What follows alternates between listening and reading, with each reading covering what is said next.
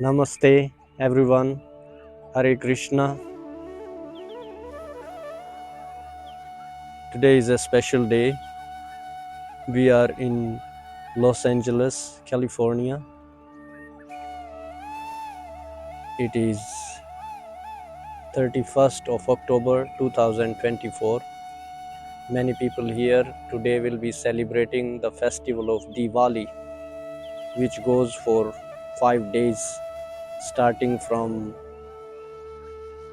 Dhanteras, which is the Trayodasi, and today is Diwali, today is Amavasya.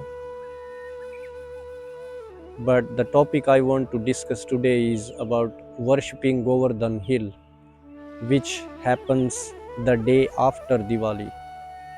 So here in Los Angeles, we will be celebrating it tomorrow, that is November 1st, 2024. Let's discuss how the worship of Govardhan started, how it was introduced by Lord Krishna when he was present on this planet, living in Vrindavan as a child. This ceremony is also called Annakuta ceremony, because in this ceremony they offer so many varieties of foodstuffs, different ceremonies to worship Govardhan hill. Govardhan is a place one can visit in India. It's about 3 hours drive from New Delhi to Govardhan, Vrindavan. It's in the district of Mathura. And how it started it is, one day Krishna, he saw his father Nanda Maharaj and all the other cowherd community living in Vrindavan. They were preparing for some big ceremony, big sacrifice, and he asked his father that, please tell me what this all is about, because I am curious. Krishna was saying that one should know why one is performing a spiritual ceremony like this, a Vedic ceremony like this, and what is the goal of such a ceremony. Because without knowing why one is performing a ceremony, one cannot receive the full benefit of performing it. So he even asked, is it as per the Vedic recommendations, or is it just a traditional ceremony that they are preparing for? Of course, we know Krishna being omniscient, he knew they are preparing for worship of Indra. So Nanda Maharaj, after some conversation, he told Krishna that they are preparing to offer worship to King Indra, who is king of heaven, and he is responsible for rains. Then Krishna, it's mentioned, he spoke like an atheist actually. He used karma mimamsa philosophy. These philosophers, their understanding is that one does not need to worship God. If one perform their prescribed duties nicely, then the results will come. There is no need to worship God. That's the understanding of these philosophers. These are actually fruity workers who perform various ceremonies just to get some material results generally. And they think if they keep performing their prescribed duties nicely, then even if there is a God or there is some superior authority, they will still grant the results. So Krishna used this philosophy, and he told his father Nanda Maharaj, who is the king of this cowherd community in Vrindavan, he told him that Indra is not responsible for the rains. Because if you see rains, they even fall on the ocean where it's not needed. Ocean is already full of water. It also falls on mountains, all different. It also falls on the land, many places where it's not even needed. So in that sense, Indra is not responsible for rainfall. He mentioned the point that it is actually once, because of one's karma, one is placed in a certain situation, and if one perform their prescribed duties, then the results will be there. There are twofold reasons of Krishna talking about all this. First reason is Krishna wanted to stop this demigod worship, especially among his devotees in Vrindavan. And second important reason is he wanted to establish exclusive devotional service to the Supreme Personality of Godhead. So these are two main reasons Krishna wanted to introduce this worship of Govardhana hill. Now, Nanda Maharaj, he responded by saying that results are not achieved just by material activities. One has to propitiate the predominating deity, which is true. But Krishna argued back, saying that clouds, they are produced by mode of passion. The material existence, it's working under the three modes of nature, that is goodness, passion and ignorance, sattva, rajas and tamas. So he expressed that clouds are produced by mode of passion. It is not due to Indra, and therefore we do not have to worship Indra. Then Nanda Maharaj agreed with him, but he proposed that okay, we will worship Govardhan hill also, but before that, since we are already prepared for Indra worship, we should do that first. And to that Krishna said that it takes lot of time and effort and resources to prepare for a ceremony, so let's just use this to worship Govardhan hill, because it is Govardhan hill that is supplying us our necessities. He mentioned that our cows go and graze on the hill. There is so many minerals and stones we get from there, different fruits. So he suggested that we should start the worship of Govardhan hill right now instead of waiting to worship Indra first. The reason Krishna was doing that is because he noticed that Indra was getting very proud because of his position, and he was forgetting that these devotees, they are pure devotees of Lord Krishna in Vrindavan, and he is accepting worship from them.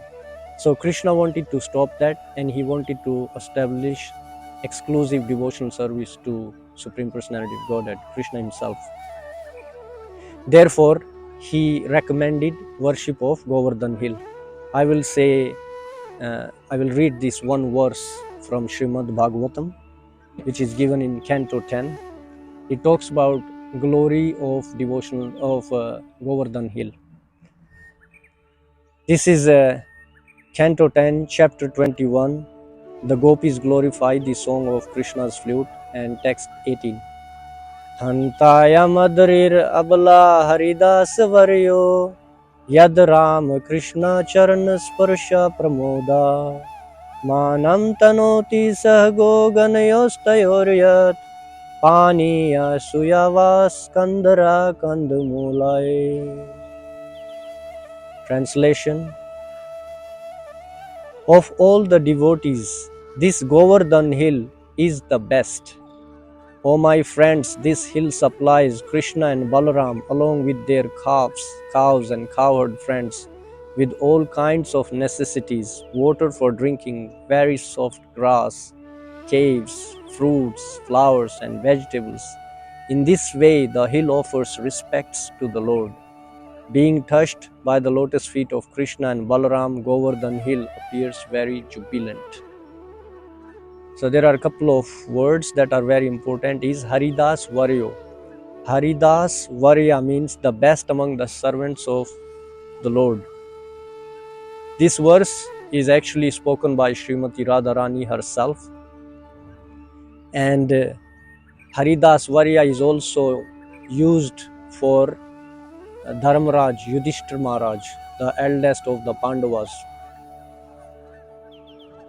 So Govardhan hill is the best of the devotees, but also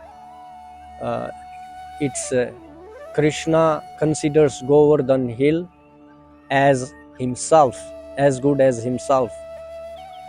That's why he was encouraging all these residents of Vrindavan to start worshipping Govardhan hill. Now this ceremony is actually called Annakuta ceremony, and after all this conversation and discussion, Nanda Maharaj agreed to Krishna's proposal, and then they asked Krishna, okay, tell us how you would like this ceremony to happen. And then Krishna advised how it will happen is that they will decorate the cows, they will feed the cows with nice grasses, and they will invite the brahmanas who will chant Vedic hymns to make the ceremony very auspicious, create good energy by chanting mantras, Vedic hymns, and then they will give them charity sufficiently to satisfy them.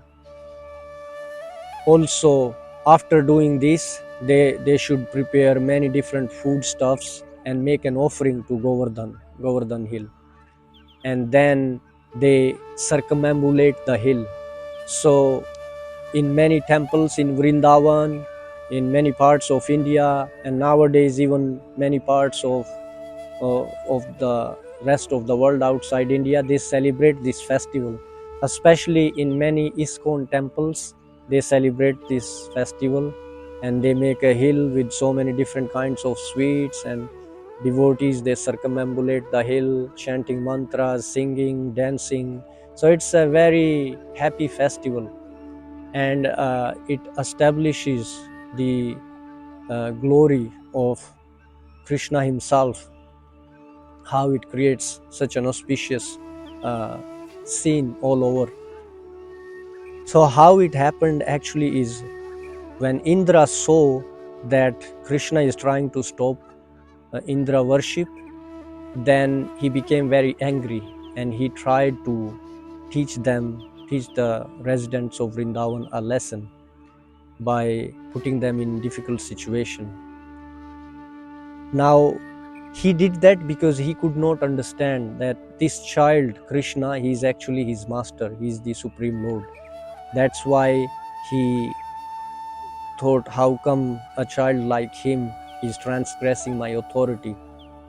So often it happens, even people in higher positions, they can become proud due to having a higher position, and they can not understand that there are superior authorities over them also.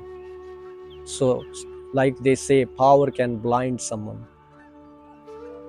This is what happened with Indra in this case, and what he did is he called Samartaka clouds. These are the clouds that show up at when the cosmic annihilation has to happen.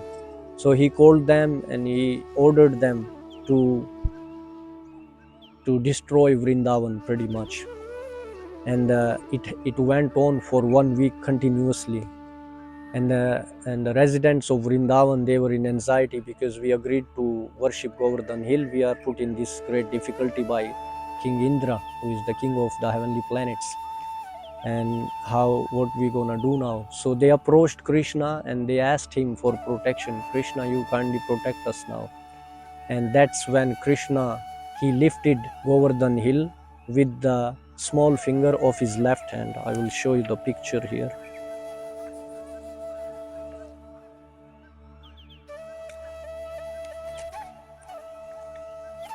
There's this beautiful picture, Krishna lifting Govardhan hill, and all the cowherds, cows, calves, everyone took shelter under this hill. it's mentioned, Krishna was telling them, this hill is like an umbrella for all of us. So come under the shelter of this umbrella of Govardhan hill and you will be safe from all this rain and lightning and hailstorm and thunderstorm and everything. So for 1 week, all of this whole community was looking at Krishna without worrying about eating, sleeping, getting tired, or any anxiety. They were completely free from any kind of anxiety, and it was like they were in a trance, just looking at beautiful form of Krishna. So this is what actually led to this worship of Govardhan hill. Now, once the rain stopped, then Krishna asked them, okay, after 1 week everything stopped, because Indra realized, okay, this boy, he looks like an ordinary boy, but he's actually my master, because I cannot do anything against him. My powers are not working on him. So he realized his mistake, and he understood that I should go and apologize for my offense now and beg forgiveness. That's so there is a whole history how Indra, he was advised by Brahma, you made a grave mistake. Now the only way out for you is you should ask Surabhi. Surabhi is a cow in Golok Vrindavan. It's a spiritual cow, and she came with Indra because seeing Surabhi, Krishna would be more kind. So Indra was taking cover, taking help of Mother Surbi cow. So Krishna will be more merciful to him and not be very strict with him, because he had made a big mistake.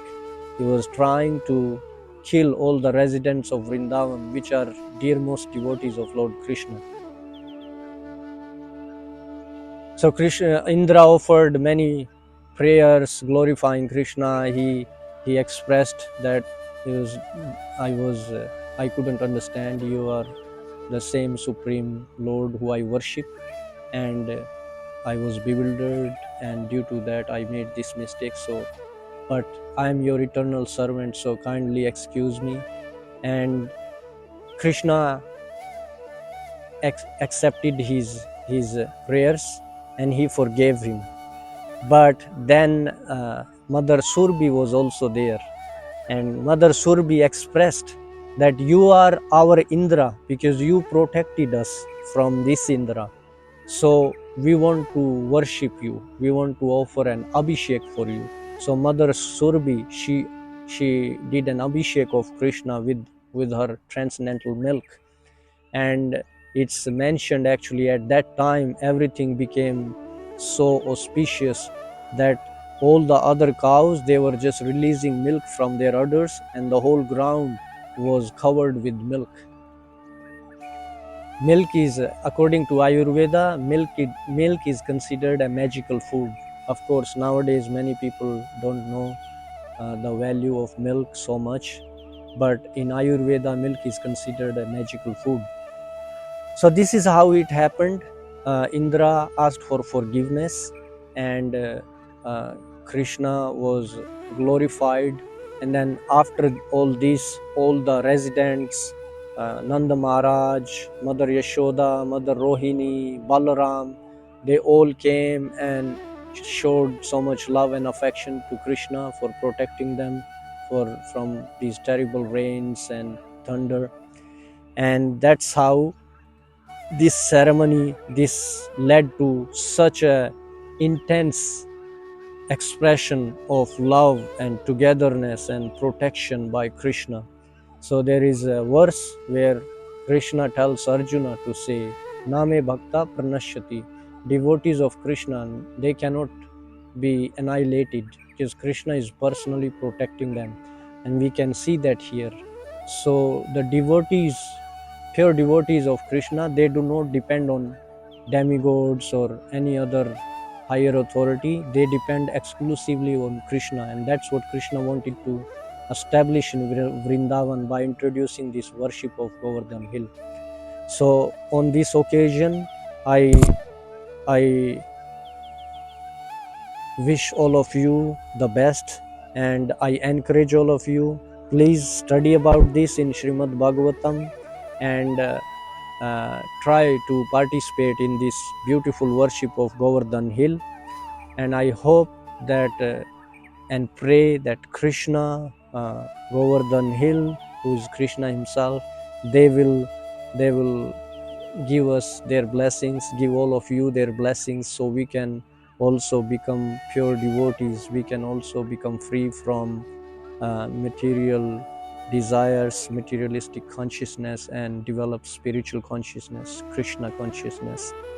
In just one more point before we go is Krishna himself, he took a huge form to accept the offerings that were being made as part of this ceremony, and then he himself offered obeisances to the deity form that showed up on top of Govardhan Hill.